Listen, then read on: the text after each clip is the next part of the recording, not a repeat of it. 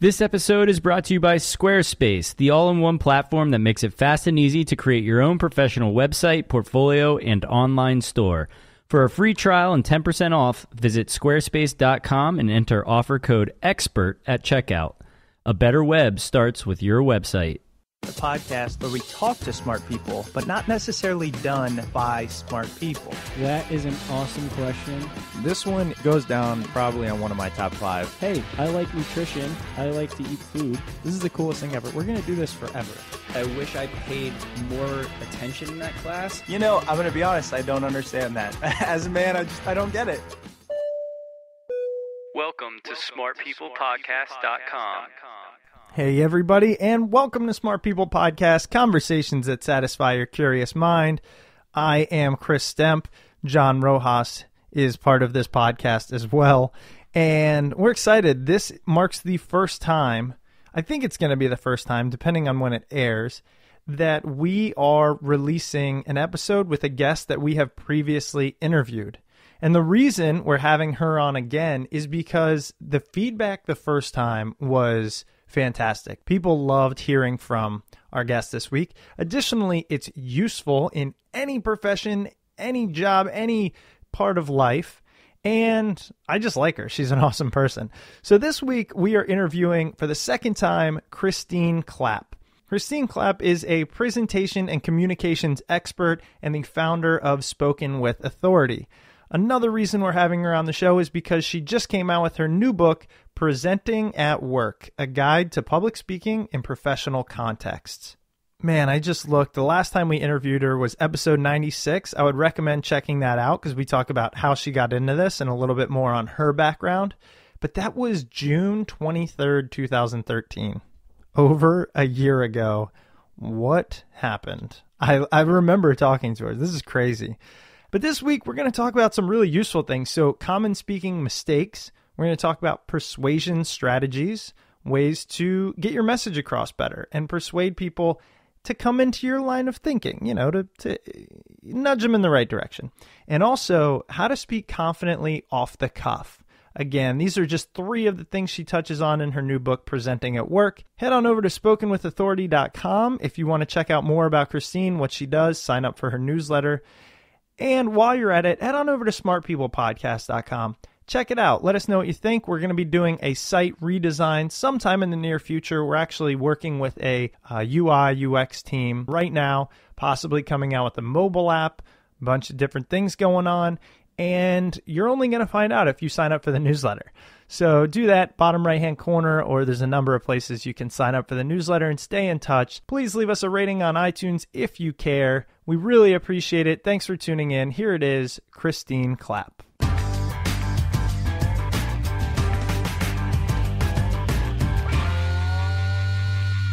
All right, Christine, well, thank you for being on the show again for a second time. And I will say, I think, I'd have to double check, but I think you're the first repeat guest. So you are super smart. Thank you for having me, and it's a very huge honor to be a repeat guest. Well, and it's big news. Your newest book, when did it come out, actually? September of this year, so 2014. It's hot off the press. So it just came out. It's fantastic. Thank you for sending me an advance copy. The name of the book is Presenting at Work, a guide to public speaking in professional contexts. And you know, one of my favorite things about it was you provide some really awesome exercises and activities in there. And they're not the kind that some people try to squeeze in books just to fill up space. Like, they're really useful tools. Was that always something you said, I have to provide these tools so people can practice and not just read? Absolutely. One of the most important things of becoming a better public speaker is doing it. You can't read your way into being a fantastic speaker. You can't listen to lectures or webinars to become a great public speaker. Those things certainly can provide some excellent tools and strategies, but then you have to put them into practice. So that was the goal with the exercises and activities. The other reason why we included them is because we wanted this to be a resource that could be used for professionals who have it on their shelf and say, hey, I'm doing a panel presentation. What can I do to get ready for it? For someone working on their own, but it also is a book that could be used as a supplement to a class, so something that's in a graduate program or an upper division course. So we provide group exercises that can be done in a class setting as well. Yeah, and they're fantastic. And for anyone who wants to know more about how Christine got to where she is and why she's an expert on speaking, we'll link to the previous episode in which we go through that. But I really want to focus on some action items, things that people can learn right now in this episode. And I think the first thing is, we might have touched on this last episode, but it's important. Why do you believe the art of speaking is so important today specifically? A great idea is only as powerful as the way that it's articulated. If you have a fantastic idea, whether you are in science or whether you are in business or whether you are in government or whether you are in any industry, it will not get traction. It will not get off the ground unless you have some way of articulating it clearly to other people.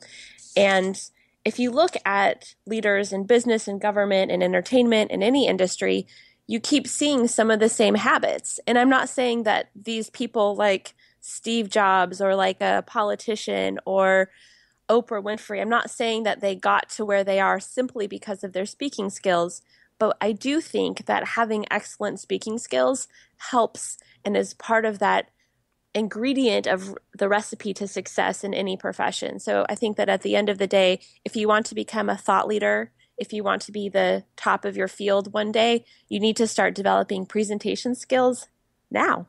I couldn't agree more. And actually yesterday I was in a meeting with the CEO of our company and I had this brilliant idea and I'm trying to explain it to him. And after, 30 seconds, because CEOs have short attention spans, he was like, no, that doesn't make any sense. Just cut me off. And I'm going, no, that's what I meant though. And it was because the words were not coming out of my mouth correctly. I didn't formulate the thought prior to, as oftentimes I don't. And so I truly believe in this idea of, preparing for it, and the effort you put in up front actually will end up rewarding you in the end. Absolutely. I think one of the biggest mistakes that people make in terms of presenting, and when I say presenting, I mean that very broadly, whether you're in a job interview, whether you're in a meeting with your boss like you were, or whether you're leading a meeting or giving a speech that's attended by 50 or 500 people, people do not practice enough. And that was a great example of, if you knew that you were going to present the idea in the meeting, spend some time rehearsing ahead of time how you will articulate yourself so that you can be clear, concise, and compelling. And no matter what situation you're in, having enough practice is really the key to being confident and being compelling.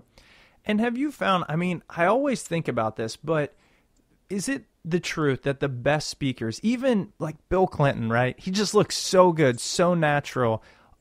Do they spend an exorbitant amount of time practicing? Because often I think, hey, I'm a pretty smart guy. I know the industry I'm in. I should be able to wing it. And I do that all the time. I never plan anything. And sometimes it works. The times it doesn't, I get mad at myself because instead of thinking I should have practiced, I think, man, I didn't know that. I was dumb in that area. All those thoughts.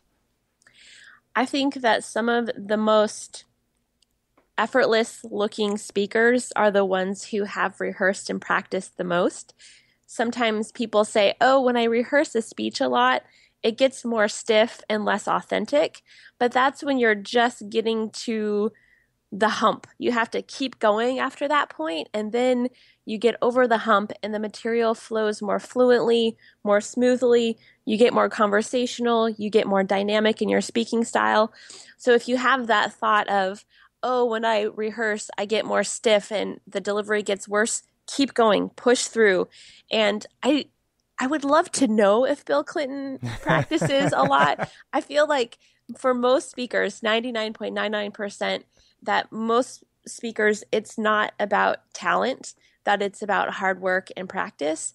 I have to wonder if Bill Clinton might be part of that 1/100% of people who actually does have a proclivity for being a great speaker, because he really does make it seem so effortless and easy. But I think for the absolute vast majority of people, that it really does take tons and tons of practice and effort to get to that level of effortlessness. Yeah. He's just that talented, maybe. Well, when we get him on Smart People Podcast someday, Exactly. You I'll can ask him. Yeah, I would be curious to know. And I would not be really surprised to hear that he did do a lot more rehearsing than we give him credit for, because Right. generally great speakers are the ones who are the most rehearsed and the most experienced. Yeah, absolutely. Well, let's jump into some of the things I found really interesting in the book and things that I took to heart, and I know our listeners would, so that they can incorporate this into their presentations. And I'm really glad you mentioned how presentations can be a myriad of things, because too often we think, well, I don't present in my job, but that's just simply not the case these days, right? Exactly. That is, again, a huge mistake people make. They go into job interviews and think of it as a conversation. Hey, I'm just going to go in and have a conversation. No, it's not just a conversation. It is a series of questions where you have to be ready to answer them. And if you don't practice them, the strategy that you go into it, the delivery of the responses won't be there. And you have to think strategically about, what is my message? What do I want to convey? And if I'm asked these certain questions, how will I convey my message in my concise and interesting response to them? And again, I do think that thinking of meetings as a presentation, thinking of one-on-one conversations, whether you're doing a job interview or performance appraisal, or the kinds of situations where we do think of them more as presentations, like speeches or keynote addresses or TED Talks, absolutely, we need to get into the habit of presenting. And when you are a young professional, even though you are not going to be giving many keynote speeches at that point in your career, you probably will be doing one-on-one meetings with clients. You will be doing briefings with your colleagues, and you might be even pitching ideas to your supervisor or boss. Those are presentations, and they should be treated like presentations. If you aren't taking those opportunities in order to develop your speaking skills, you're not going to be ready for the keynote speech when you're at the top of your career. You're not going to be ready for the TED Talk, and your career will not progress as fast or as high as you might want it to. And I think that is a good lead-in, as I want to ask you about some of the common speaking mistakes, and I would imagine planning is one of them. What are some other ones that we haven't discussed?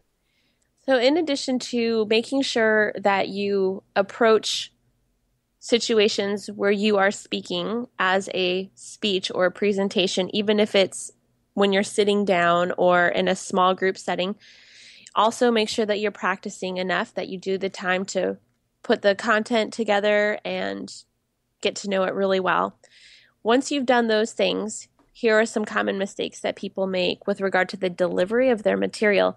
So we've talked about in the last podcast the 5 S's, and I'll talk about the mistakes in terms of these 5 S's. So the first S of speaking confidently is with your stance or your body. And one of the mistakes that people make is that they fidget or they clasp their hands and make their bodies smaller.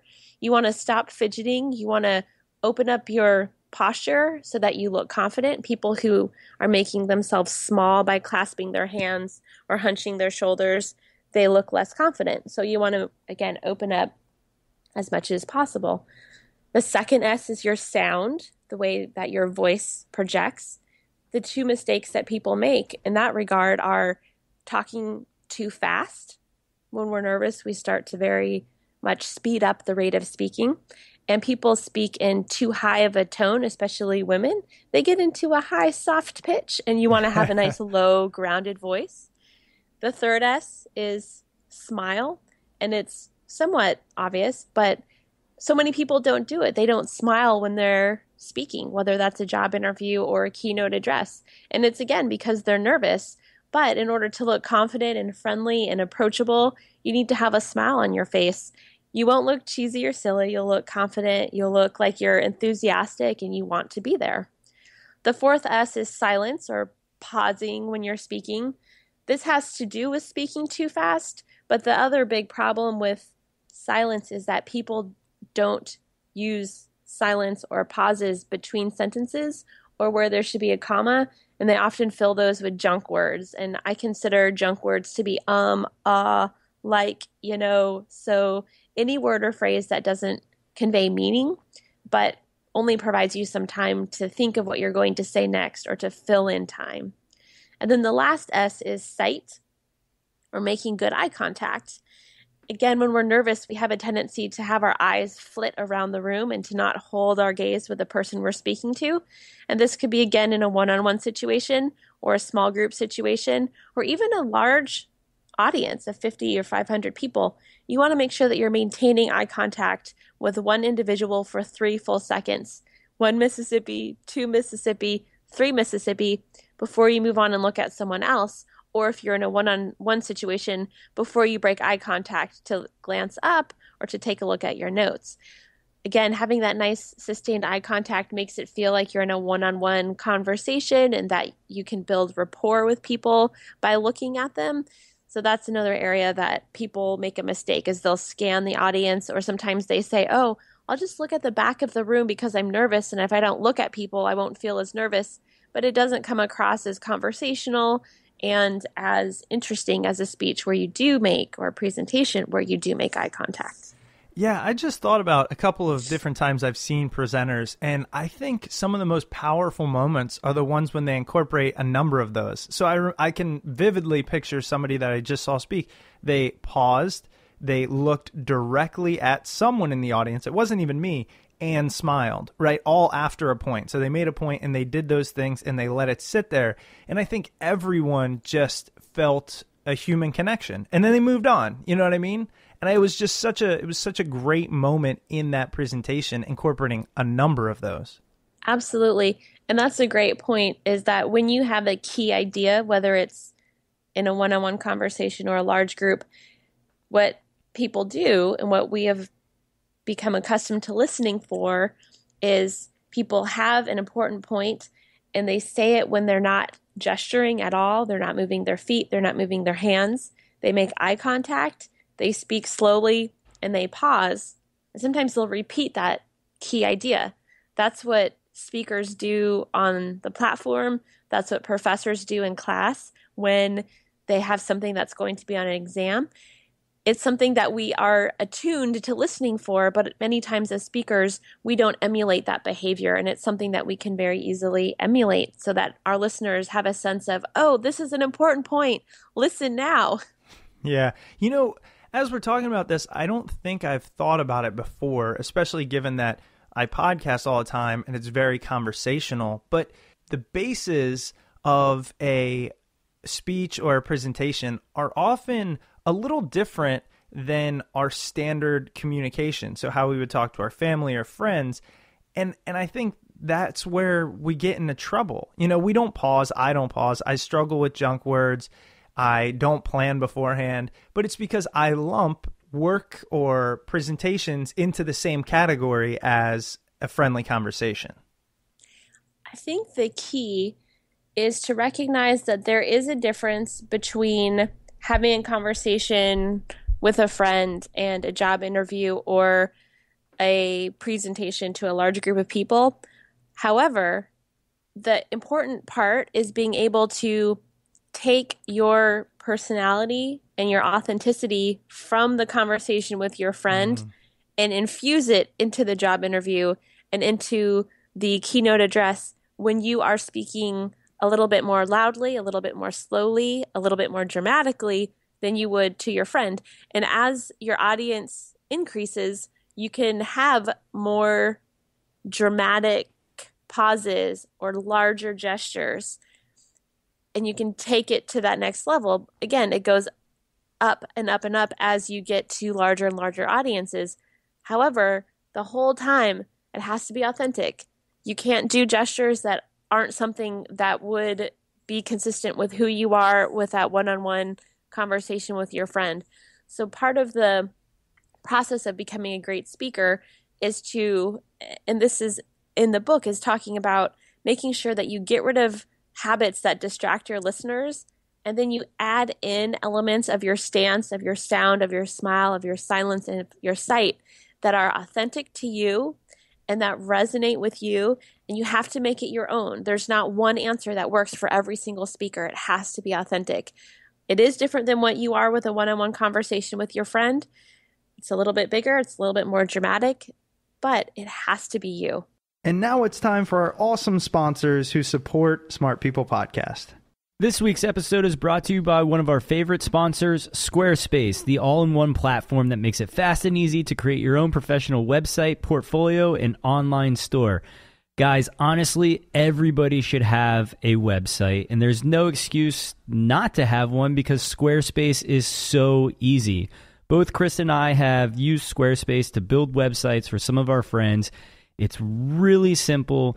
It's beautiful. I mean, the designs that are out there are unbelievable. Everything is drag and drop. They have 24/7 support through live chat and email.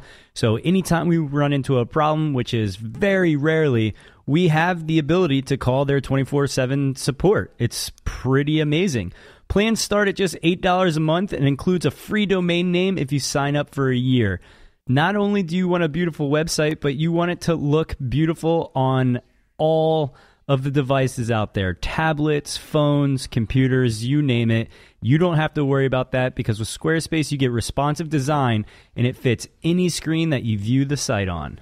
Start building your website today. For a free trial and 10% off, visit squarespace.com and enter offer code EXPERT. A better web starts with your website. I'm really glad you said that because oftentimes, I think of, I'm not a theater guy. Sometimes people who are in theater do it easier. It comes more natural to them.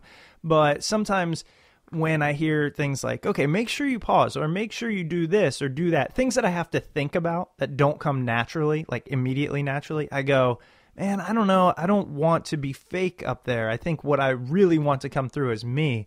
But what you're saying is just be more of you. Like if you would make maybe a small inflection or a small gesture, you just have to make it a little larger. And that's just the nature of the platform.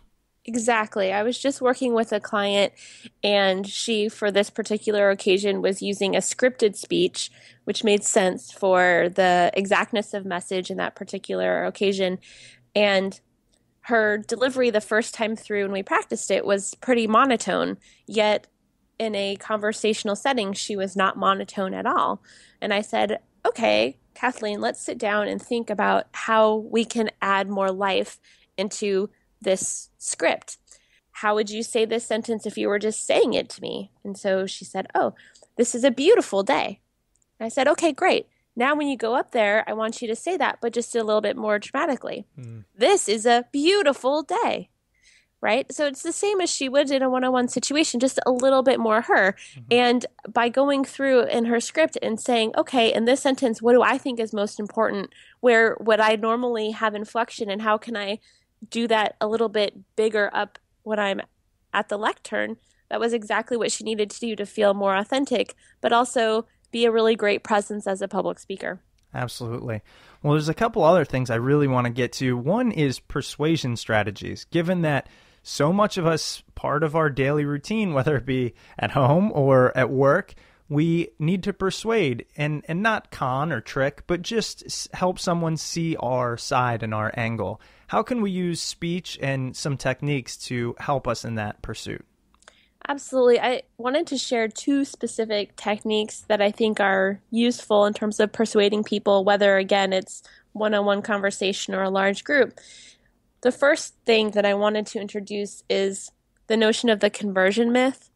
And many people think that when we are persuading others, that we have to have a full-sale change in their opinion or their attitudes or their behaviors. And that's a huge mistake. What you need to do is you need to make sure that you understand your audience very, very well and what their current attitudes are. Then think strategically about what reasonably can I persuade this audience to do in the amount of time that I have. If you have a 5-minute window to speak, you're not going to change someone's long-held beliefs, but you might be able to open their eyes to a new fact or a modern technology that might sway them a small bit in your direction. But you have to realize that not every situation when you're persuading someone will there be a wholesale conversion from their position to your position, and to think strategically about what you can do. And in sales, for example, if you are selling a widget and you're going in to talk to the procurement manager at a company that already buys a different widget, in that conversation, you might not sign a contract for them to buy your widget and to abandon their other widget manufacturer. And that's okay, because if you've had a widget manufacturer for 10 years, it's going to take a long time for you to decide that a different product is better and to end that relationship. So when you go into that conversation, it makes sense to have your goal of persuasion to just have the person understand that your product is on the market and to have a sense of what's different about it, and to know that you are a helpful and reputable and responsive sales rep for the company. And then in that conversation, that's a perfect starting point for the persuasion process. So persuasion is not a fast process. It takes time, and you have to be really strategic about what your goals are for a given situation and be very reasonable and practical and honest with yourself about what's possible. So that's one area of persuasion that people can work on. The second area that I wanted to introduce for your listeners was the notion of Monroe's motivated sequence. And Monroe was an advertising genius back in the 1950s, and Monroe's motivated sequence was developed as a means of getting consumers to buy products. And the sequence has 5 steps, and the steps are this. There's the attention step, where you get the attention of the audience member. There's a need step, where you identify a need that the audience member has.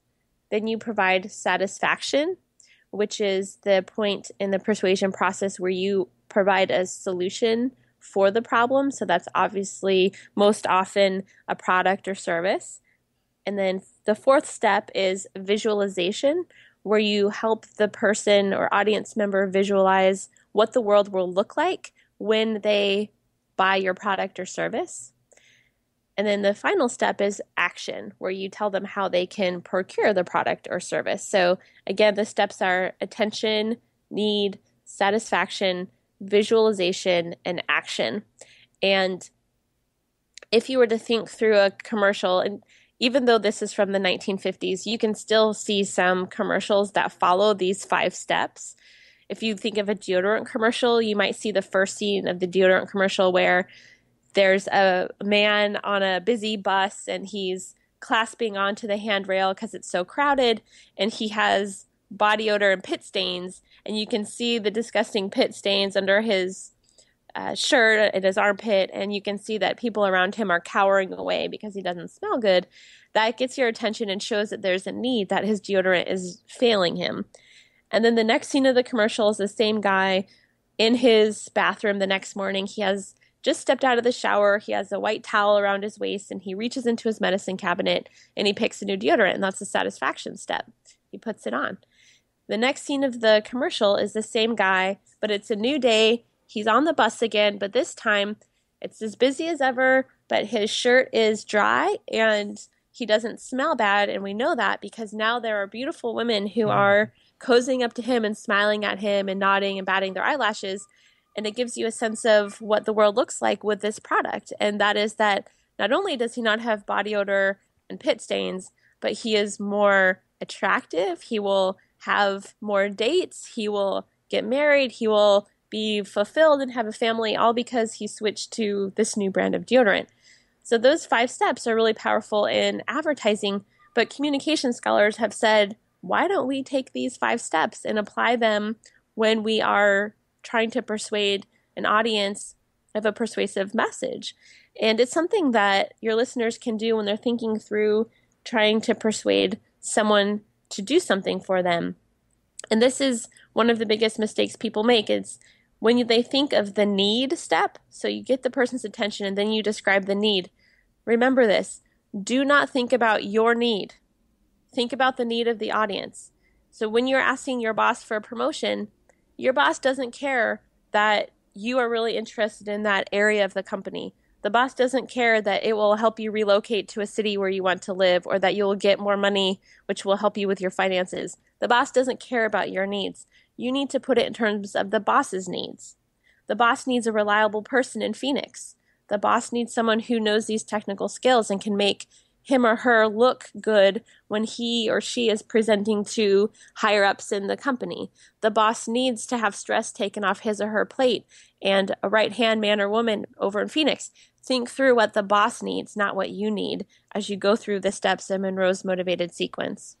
I love those. And, specifically visualization, I think, is one that I've learned a lot about in when training to be a coach. Is you have to get people to see and really see, feel, sense where they want to get to, what they envision as success or their goal. And then, then they can see, wow, okay, I want to get there. How do I do that? And so, it's part of persuading them is letting them see where the end game could potentially be. Exactly. And one of the important things when you're helping people visualize is that we're not only solving the problem, but we're doing so much more, right? When you are watching the Just for Men commercial, it's not only that the beard or the hair is no longer white or gray, it's that the guy is now speeding down the road in his convertible with a beautiful woman. It's that whole lifestyle. It's not just the fact that the beard isn't gray anymore. It's your life is better, you're more attractive, you have a date and you have a better job and you have a fast car because you have a bigger salary. So think very broadly when you're talking to people about that visualization step. And it also helps to really think about all five senses. What does it feel like? What does it look like? What does it sound like? What does it taste like?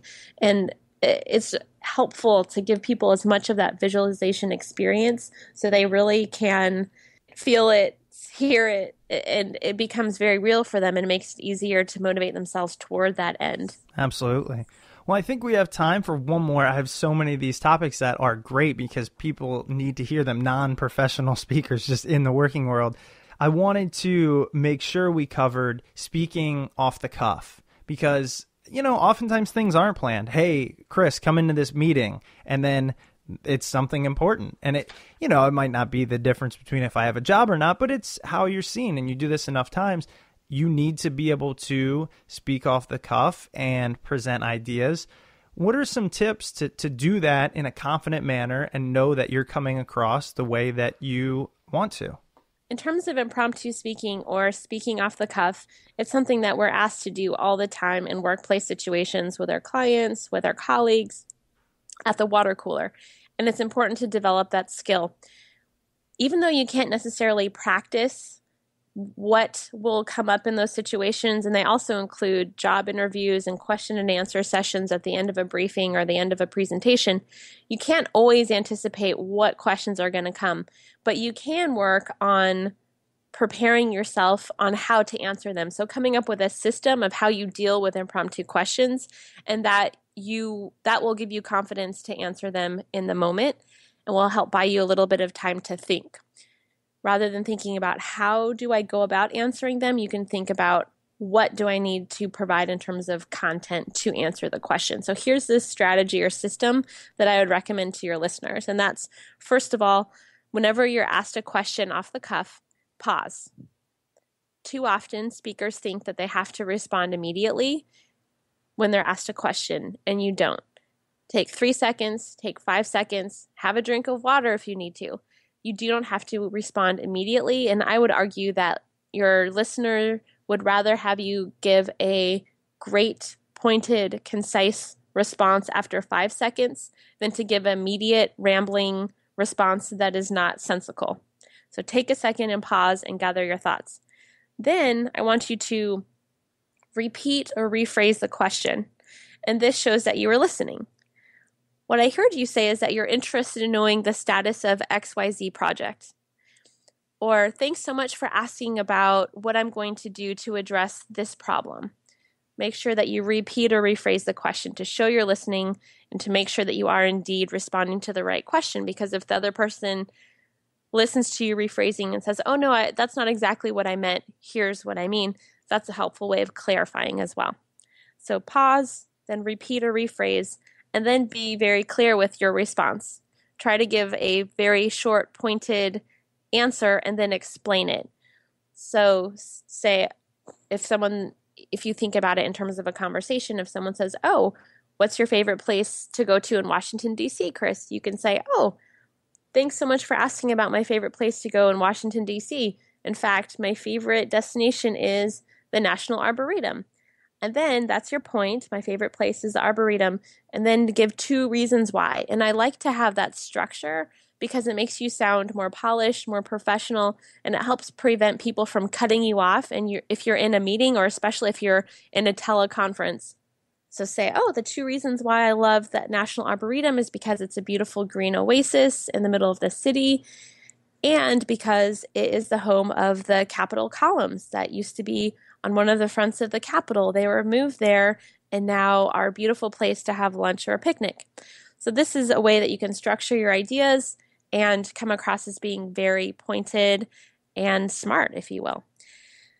The last thing about giving a response to an impromptu question is just be short. Most impromptu responses should be 1 to 2 minutes in length, and this is true for a job interview, a media interview. If someone asks you a question in a meeting, try to keep it 1 to 2 minutes. It's not something that is, there's always reasons to break a rule, and by all means do it when necessary, but try to keep it short so you don't ramble on and on. So pause, repeat or rephrase the question, have a point, structure your response, ideally with 2 ideas. It'll help you keep on track and will make you sound very pointed and clear. And then just keep it short. And I gave an example of how you could respond to a conversational question about what you like to do in Washington, D.C. This is something that people can do as a means of practicing. You can use the structure to practice when you're speaking with friends and family. And that way, when you are in a more high-pressure situation at work, it comes that much more easily to you. That's perfect. Well, Christine, I really appreciate it. All this information is so fantastic. It's so useful. And you cover what we just talked about times 10 in your new book, Presenting at Work, A Guide to Public Speaking in Professional Context. For those that want to learn more about you, or do you have a newsletter they can sign up for? Do you write anywhere else? We will obviously link to the book on this post, as well as I'm sure you can just use it on Amazon or something like that. Yes, so the book is on Amazon, and I also have a newsletter that comes out every month. My website, spokenwithauthority.com, has a place right on the homepage where you can sign up if you'd like more tips and information on becoming a great speaker. Awesome. Well, Christine, as always, thank you for being on the show. It was great. It was great to talk to you and great to catch up. It's been too long. Thank you so much. It's been great to be back. Welcome back. I hope you guys enjoyed that conversation with Christine Clapp. It's funny, Chris and I always joke about how easy it is to edit her episodes because she uses absolutely 0 filler words. There are no ums, there are no so's, kindas, any of that kind of stuff in there. And it makes my job easy, which is amazing, but it also makes me aspire to be more like her, especially on the podcast. Chris and I work hard to use less filler words ourselves, but it takes a real pro like Christine to kind of point out what it actually is to be able to do that. If you guys enjoyed the podcast, please head over to iTunes or Stitcher and leave a rating and review there. It really does help us out. All the feedback that you guys provide, whether it's positive or negative, helps us put the show in the right direction, and we truly do appreciate that when you guys take the time and leave that feedback there. As always, head over to smartpeoplepodcast.com to see all things Smart People Pod. And if you want to reach out to Chris or I, you can email us at smartpeoplepodcast@gmail.com or shoot us a message on Twitter at smartpeoplepod. Look forward to hearing from each and every one of you, and we'll see you guys next week.